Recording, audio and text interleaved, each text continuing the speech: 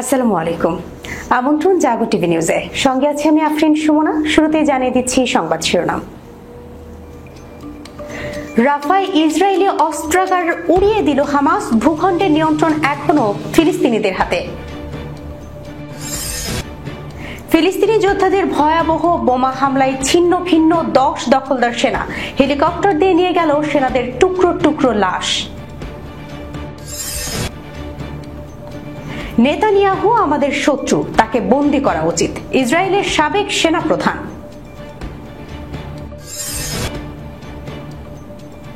ইসরায়েলিদের প্রবেশ নিষিদ্ধ করল মুসলিম দেশ মালদ্বীপ, সংসদে আইন পাশ করল প্রেসিডেন্ট মুইজ্জুর সরকার।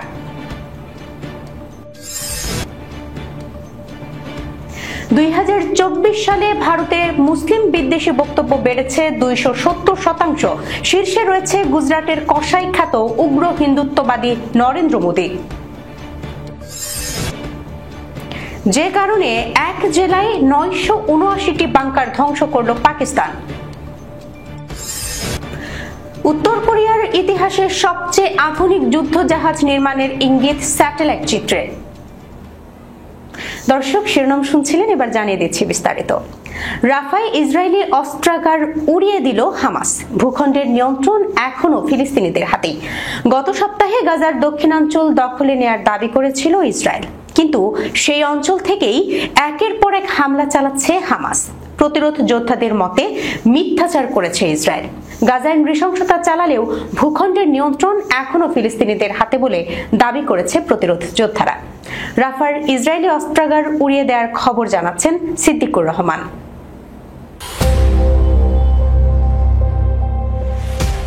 ইসরায়েলি সেনারা রাফায় তাদের ঘাঁটি শক্ত করার চেষ্টা করছে। এবার সেই ঘাঁটিতে জোর হামলা চালালো হামাস। এই হামলায় বেশ কয়েকজন ইসরায়েলি সেনা হতাহতের খবর জানা যায়। রাফার পূর্বাঞ্চলে ইসরায়েলি সেনাদের একটি বিশেষ ইউনিটকে লক্ষ্য করে চালানো হয় এই হামলা। ইসরায়েলি সেনাদের কাছে গোলাবারুদপূর্ণ একটি ঘরে বিস্ফোরণ ঘটায় হামাস যোদ্ধারা। ব্যাপক বিস্ফোরণে আগুন ধরে যায় সেখানে। এই ইস্যুতে এখনও কোনো মন্তব্য করেনি ইসরায়েল। অন্যদিকে ইসরায়েলি সেনাবাহিনীর মুখপাত্র অভিজয় আত্রাই এক বিবৃতিতে বলেন, সেনাবাহিনীর 252তম ডিভিশন এখনও গাজার উত্তরাঞ্চলে অভিযান চালিয়ে যাচ্ছে। তার দাবি, হামাসের প্রায় 1.5 কিলোমিটার দীর্ঘ এবং 20 কিলোমিটার গভীর একটি সুড়ঙ্গ ধ্বংস করেছে আইডিএফ। যে সুড়ঙ্গের কাছে একটি অস্ত্রের গুদাম পাওয়া যায়, যেখানে প্রায় 20টি ইম্প্রোভাইজড এক্সপ্লোসিভ ডিভাইস, একটি অ্যান্টিট্যাঙ্ক মিসাইল লঞ্চার এবং অন্যান্য যুদ্ধ সরঞ্জাম ছিল। তিনি আরও বলেন, অভিযানের সময় একটি সামরিক ড্রোন দেখতে পায় যে কয়েকজন ব্যক্তি ইসরায়েলি সেনাদের আশেপাশে একটি বিস্ফোরক বসানোর চেষ্টা করছেন। এরপর ইসরায়েলি বাহিনী তাদের লক্ষ্য করে হামলা চালায় এবং সেই যোদ্ধারা নিহত হয়েছেন বলেও দাবি করেন তিনি।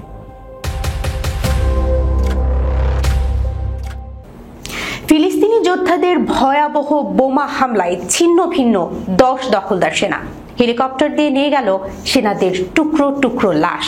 গাজার বিভিন্ন এলাকায় প্রতিশোধমূলক অভিযানে ফিলিস্তিনি প্রতিরোধ যোদ্ধারা কয়েকজন ইসরায়েলি সেনাকে হত্যা করেছে।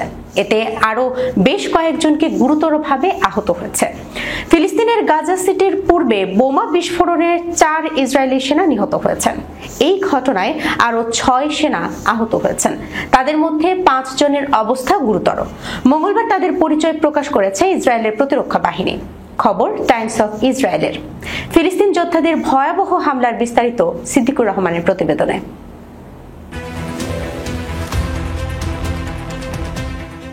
আইডিএফের তদন্ত মতে গাজা সিটির পূর্বে গুজাইয়া পাড়ায় একটি ভবনে অভিযানে যায় নিহত সেনারা। শুরুতে ভবনের ভেতরে ফাঁদ পাতা আছে কিনা তা নিশ্চিত হতে তারা একটি বিস্ফোরক ছোড়েন। এতে তাৎক্ষণিকভাবে লুকিয়ে রাখা অপর কোনো বিস্ফোরক বিস্ফোরিত না হওয়ায় 2 সেনা 3 তলা ভবনটিতে প্রবেশ করেন। কিন্তু সে সময় লুকিয়ে রাখা বোমা বিস্ফোরিত হলে ভবনের অংশবিশেষ কয়েকজন সেনার উপর ধসে পড়ে। আইডিএফ আরও জানায়, নিহত 4 সেনা ছাড়াও আরও 6 জন আহত হয়েছেন। তাদের মধ্যে 5 জনের অবস্থা গুরুতর। আরব ও ইসরায়েলি সংবাদ মাধ্যম জানিয়েছে, সোমবার ফিলিস্তিন প্রতিরোধ যোদ্ধাদের একটি জটিল অভিযানের ফলে গাজা সিটির পূর্বে গুজাইয়া পাড়ায় একটি বাড়ির ভেতরে আটকা পড়ে 4 জন ইসরায়েলি সেনা। সে সময় তাদের উপর হামলা চালানো হয়। পৃথকভাবে দক্ষিণ গাজা উপত্যকায় রাফা শহরে ফিলিস্তিনি যোদ্ধারা তাদের বিরুদ্ধে আকস্মিক অভিযান চালালে বেশ কয়েকজন ইসরায়েলি সেনা নিহত ও আহত হয়েছেন। হিব্রু ভাষার সংবাদ সংস্থা জানিয়েছে যে ইসরায়েলি সামরিক হেলিকপ্টারগুলোতে হতাহতদের সরিয়ে নেওয়া হয়েছে। ফিলিস্তিনি ইসলামিক জিহাদ আন্দোলনের সশস্ত্র শাখা আল কুদস ব্রিগেডও একটি সংক্ষিপ্ত বিবৃতিতে জানিয়েছে, তাদের একজন স্নাইপার যোদ্ধা গাজা সিটির গুজাইয়া পাড়ায় অবস্থান নেওয়া একজন ইসরায়েলি সেনাকে গুলি করেছে। সূত্র প্রেস টিভি।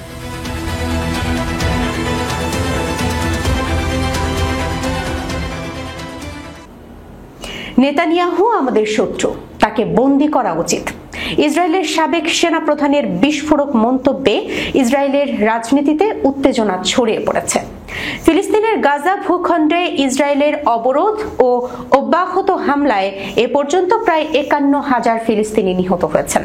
টানা ১৮ মাস ধরে চলা এই আগ্রাসন ও মানবিক সংকটের বিরুদ্ধে বিশ্বজুড়ে ইসরায়েলের প্রতি ক্ষোভ তীব্র হচ্ছে। এমন প্রেক্ষাপটে ইসরায়েলের সাবেক সেনাপ্রধান ড্যান হালুজ প্রধানমন্ত্রী বেনিয়ামিন নেতানিয়াহুকে ইসরায়েলের শত্রু বলে অভিহিত করে তার বিরুদ্ধে কঠোর পদক্ষেপের আহ্বান জানিয়েছেন। বিস্তারিত রিপোর্টে।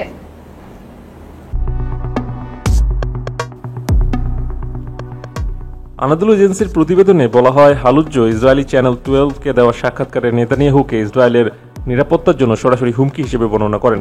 তিনি বলেন, একজন শত্রু যার নাম বেনিয়ামিন নেতানিয়াহু ইসরায়েলের নিরাপত্তাকে ঝুঁকিতে ফেলেছে। শত্রু দমন বা কারাগারে পাঠানো উচিত, তবে হত্যা করা উচিত নয়। তাকে কারাগারে পাঠানো উচিত। হালুজ্জের এই বক্তব্য নেতানিয়াহুর দল লিকুদের তীব্র নিন্দার সম্মুখীন হয়েছে। দলটি এক বিবৃতিতে এটিকে গণতন্ত্র বিরোধী উস্কানি আখ্যা দিয়ে বলেন, সেনাবাহিনীর ইতিহাসে সবচেয়ে ব্যর্থ চিফ অফ স্টাফ হালুজ্জ প্রধানমন্ত্রীকে শত্রু বলে আখ্যায়িত করে তাকে কারাগারে পাঠানোর কথা বলেছেন। এটি মত প্রকাশের স্বাধীনতা নয়, বরং চরমপন্থীদের উৎসাহিত করার অপচেষ্টা।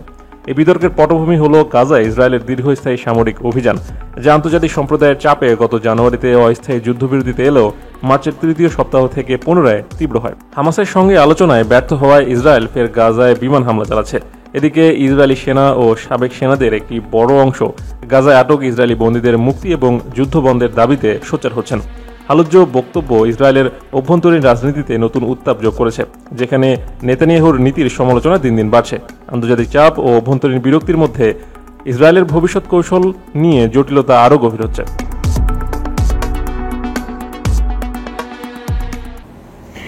ইসরায়েলিদের প্রবেশ নিষিদ্ধ করল মুসলিম দেশ মালদ্বীপ। সংসদে আইন পাশ করল প্রেসিডেন্ট মুইজ্জুর সরকার। সংবাদ মাধ্যমের প্রতিবেদনে বলা হয়, আইন করে ইসরায়েলিদের নিষিদ্ধ করেছে এশিয়ার অন্যতম মুসলিম দেশ মালদ্বীপ। দেশটি জানিয়েছে, ফিলিস্তিনিদের প্রতি অটল সংহতি প্রকাশ করে এই পদক্ষেপ নেওয়া হয়েছে। মঙ্গলবার ইসরায়েলি সংবাদ মাধ্যম টাইমস অফ ইসরায়েলের এক প্রতিবেদনে এ তথ্যই জানানো হয়েছে। বিস্তারিত সিদ্দিকুর রহমানের রিপোর্টে।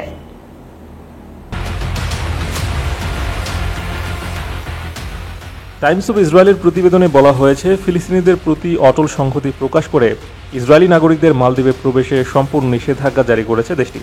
মঙ্গলবার সংসদে অনুমোদনের পরই প্রেসিডেন্ট মোহাম্মদ মাইজু এই আইনটি অনুমোদন করেন। প্রেসিডেন্টের দফতর এক বিবৃতিতে জানায়, ইসরায়েল কর্তৃক ফিলিস্তিনিদের বিরুদ্ধে চলমান বর্বরতা ও গণহত্যার প্রতিক্রিয়ায় এই সিদ্ধান্ত নেওয়া হয়েছে। মালদ্বীপ সরকার ফিলিস্তিনিদের প্রতি তাদের অটল সংহতি পুনর্ব্যক্ত করছে। মাইজু কার্যালয়ের এক মুখপাত্র জানান, নিষেধাজ্ঞাটি তাৎক্ষণিকভাবে কার্যকর হবে। মুসলিম সংখ্যাগরিষ্ঠ ছোট্ট দ্বীপ রাষ্ট্র মালদ্বীপ। ইসরায়েলিদের মালদ্বীপে প্রবেশে নিষেধাজ্ঞা দেওয়া হবে বলে গত বছরের জুনে জানিয়েছিলেন মালদ্বীপের প্রেসিডেন্ট। ওই সময় ইসরায়েলিদের প্রবেশে নিষেধাজ্ঞা দিতে করণীয় ঠিক করতে কমিটি ঠিক করা হয়। সব প্রক্রিয়া শেষে আজ আইনটি আনুষ্ঠানিকভাবে দেশটির সংসদে তোলা হলো। সংসদে পাশ হওয়ার পর কোনো বিলম্ব না করেই আইনটি অনুমোদন দিয়েছে প্রেসিডেন্ট মোহাম্মদ মাইজু। দখলদার ইসরায়েলিদের পররাষ্ট্রমন্ত্রী গত বছর ইসরায়েলিদের মালদ্বীপে ভ্রমণে না যেতে পরামর্শ দিয়েছিলেন। দেশটির মোট ১,১৯২টি প্রবাল দ্বীপ রয়েছে। এশিয়ার এই দেশটি বিশ্বের অন্যতম জনপ্রিয় বিলাসবহুল পর্যটন গন্তব্য হিসেবে পরিচিত। সাদাবালির নির্জন সৈকত, স্বচ্ছ নীল জলরাশি ও একান্ত অবকাশ যাপনের সুযোগের জন্য দেশটি বিশ্বব্যাপী জনপ্রিয়। সরকারি তথ্য অনুযায়ী ফেব্রুয়ারি মাসে মালদ্বীপে প্রায় ৫৯ জন ইসরায়েলি পর্যটক ভ্রমণ করেছিলেন। এ মাসে মোট বিদেশি পর্যটকের সংখ্যা ছিল ২,১৪,০০০। মালদ্বীপ ১৯৯০-এর দশকের শুরুতে ইসরায়েলি পর্যটকদের ওপর পূর্ববর্তী নিষেধাজ্ঞা তুলে নিয়েছিল এবং ২০১০ সালে দ্বিপাক্ষিক সম্পর্ক পুনরস্থাপনের উদ্যোগ নিয়েছিলেন। তবে সাম্প্রতিক গাজা যুদ্ধের প্রেক্ষাপটে দেশটির সরকার ও বিরোধী দল উভয়ই প্রেসিডেন্ট মাইজুর উপর চাপ সৃষ্টি করেছিল ইসরায়েলি নাগরিকদের প্রবেশ নিষিদ্ধ করার জন্য।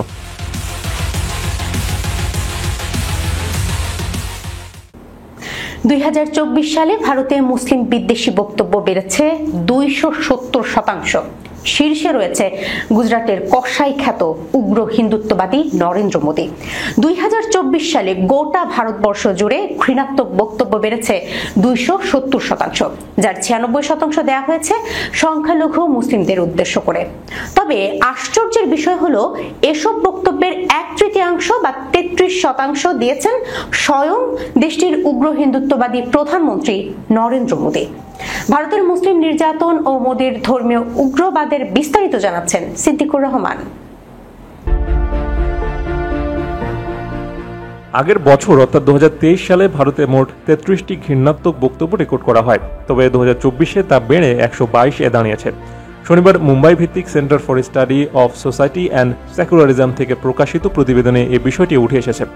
প্রতিবেদনে বলা হয় 122টি ঘৃণাত্মক বক্তব্যের 96% মুসলিমদের বিরুদ্ধে দেওয়া হয়েছে। এসব বক্তব্য দিয়েছেন ভারতের কেন্দ্রীয় মন্ত্রী, পার্লামেন্ট সদস্য ও ক্যাবিনেট মিনিস্টার থেকে শুরু করে স্বয়ং প্রধানমন্ত্রী। এছাড়া শিখ ও দলিতদের উদ্দেশ্যে দেওয়া হয়েছে 0.8% বা 2টি বক্তব্য। প্রতিবেদনে আরও বলা হয় 2024 সালের সাধারণ নির্বাচন ও বিধানসভা নির্বাচনকে উদ্দেশ্য করেই মুসলিমদের বিরুদ্ধে এমন ঘৃণামূলক বক্তব্য প্রচার করেছে উগ্র হিন্দুত্ববাদী প্রার্থীরা। এতে তাদের ভোট ব্যাংক বৃদ্ধি পায়। উল্লেখ্য, মুসলিমদের বিরুদ্ধে দেওয়া এসব ঘৃণামূলক বক্তব্যের মোট 31% এসেছে মহারাষ্ট্র থেকে। এছাড়া উগ্র হিন্দুত্ববাদী যোগী আদিত্যনাথের উত্তরপ্রদেশে 23টি, ঝাড়খণ্ডে 9টি, পশ্চিমবঙ্গে 8টি, আসাম ও বিহারে 7টি ও গুজরাটে 6টি ঘৃণাত্মক বক্তব্যের রেকর্ড করা হয়েছে। বাকি ঘৃণামূলক বক্তব্য এসেছে রাজস্থান, মধ্যপ্রদেশ, পাঞ্জাব, হরিয়ানা, কর্ণাটক, তেলেঙ্গানা, দিল্লি, ভারতের দখলকৃত কাশ্মীর, হিমাচল প্রদেশ ও ছত্তিশগড় থেকে। সূত্র ক্ল্যারিয়ন ইন্ডিয়া।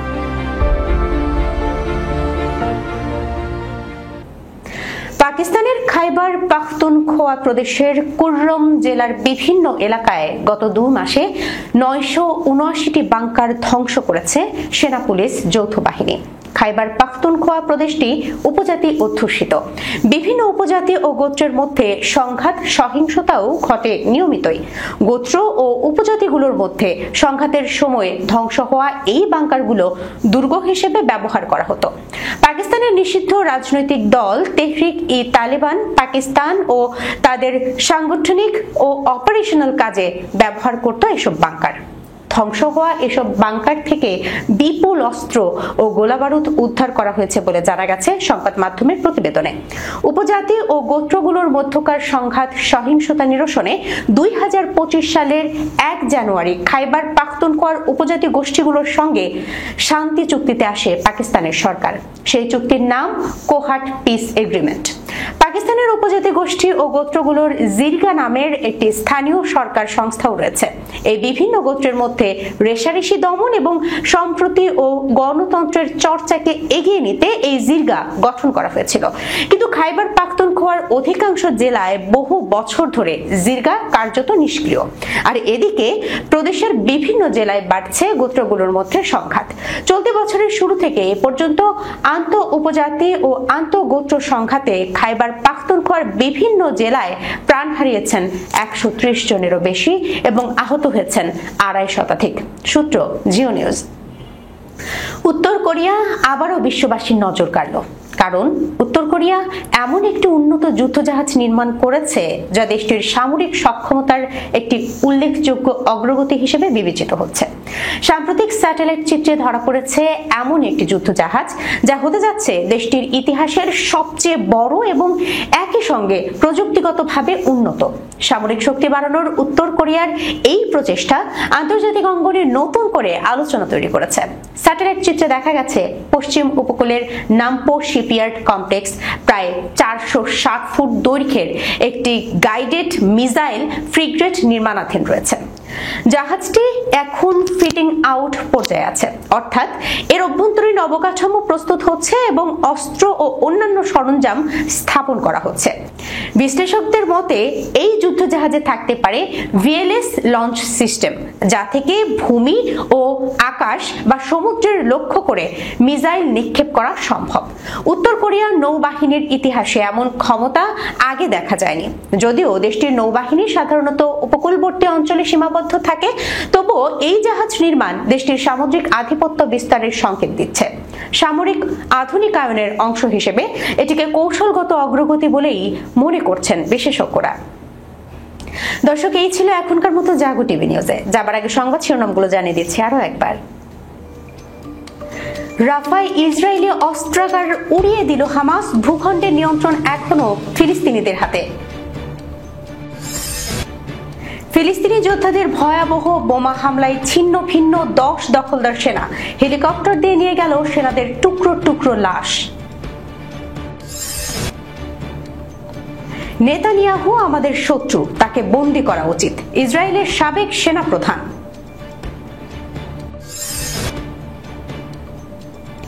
ইসরায়েলিদের প্রবেশ নিষিদ্ধ করল মুসলিম দেশ মালদ্বীপ, সংসদে আইন পাশ করল প্রেসিডেন্ট মুইজ্জুর সরকার।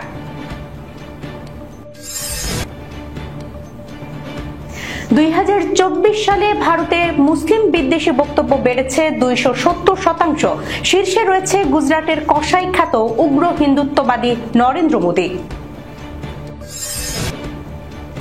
যে কারণে এক জেলায় 979টি বাংকার ধ্বংস করল পাকিস্তান। উত্তর কোরিয়ার ইতিহাসের সবচেয়ে আধুনিক যুদ্ধ জাহাজ নির্মাণের ইঙ্গিত স্যাটেলাইট চিত্রে।